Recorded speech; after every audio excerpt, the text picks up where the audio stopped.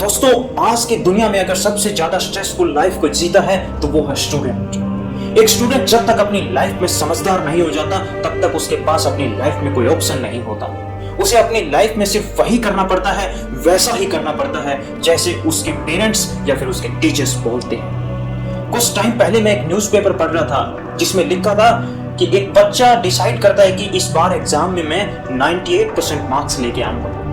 वो बच्चा ये टारगेट डिसाइड करता है और बड़ी अच्छे तरीके से तैयारी शुरू करता है।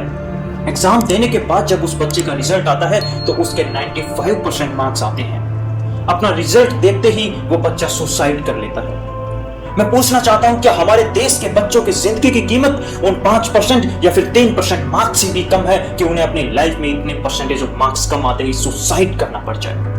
और स्टूडेंट्स, मैं आपसे भी एक बात कहना चाहता हूं कि जिस परसेंटेज ऑफ मार्क्स को आपने अपनी लाइफ में सक्सेस माना है, ये सच्ची सक्सेस नहीं है। ये सिर्फ एक प्रिंटेड पेपर है जहां हम अपनी लाइफ में यहां तक सिर्फ पढ़ना और लिखना सीख पाते हैं। हमारी लाइफ में असली सक्सेस डिसाइड करती है हमारी प्रैक्टिकल नॉलेज और हमारी काबिलियत। हम अपनी लाइफ में जितना काबिल और प्रैक्टिकल नॉलेज रखेंगे उतना ही आगे चल के अपनी लाइफ में सक्सेसफुल होंगे। दोस्तों, परसेंटेज ऑफ मार्क्स को ही सक्सेस मानने वालों के हालात ये हैं कि पीएचडी करने वाले लोग आज अपनी लाइफ में पियोन के लिए, ग्रुप डी के लिए अप्लाई करते हैं। क्या इन लोगों के पास अच्छी एजुकेशन, हाईली क्वालिफाइड नहीं है? ये लोग, इन सब के पास अच्छी एजुकेशन भी है, अच्छे परसेंटेज ऑफ मार्क्स भी थे, हाईली क्वालिफाइड भी थे, लेकिन फिर भी इन्हें ग्रुप डी और पीएन जैसे पदों के लिए अप्लाई करना पड़ा। रीजन सिर्फ एक था, ये अपनी लाइफ में क्वालिफाइड तो हैं लेकिन काबिलियत और प्रैक्टिकल नॉलेज के नाम पे इनके पास कुछ नहीं था। 2 दिन पहले भी न्यूज़पेपर के अंदर मैंने एक आर्टिकल पढ़ा जहां लिखा हुआ था कि आईआईटी बॉम्बे से इंजीनियरिंग करने वाले स्टूडेंट ने इंडियन रेलवे में ग्रुप डी के लिए ज्वाइन किया है। क्या उस इंसान के पास अच्छी एजुकेशन नहीं थी? उस इंसान के पास अच्छी एजुकेशन थी दोस्तों।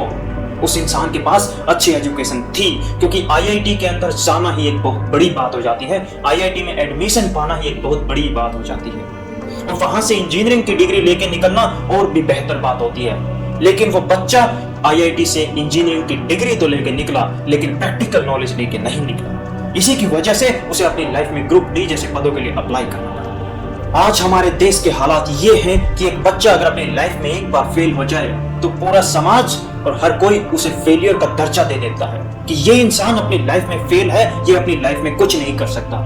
यहाँ तक कि टीचर भी कई बार इतना कह के पल्ला झाड़ लेता है कि ये बच्चा निकम्मा है, ये अपनी लाइफ में कुछ नहीं कर सकता।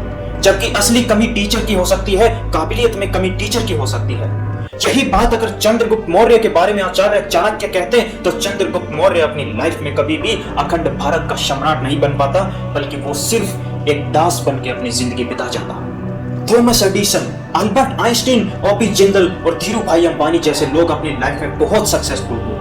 ना ही ये हाईली क्वालिफाइड थे, ना ही इनके पास अच्छे परसेंटेज ऑफ मार्क्स थे, लेकिन इनके पास काबिलियत इतनी थी कि इन्होंने अपनी जिंदगी में सफलता के शीर्ष को छुआ।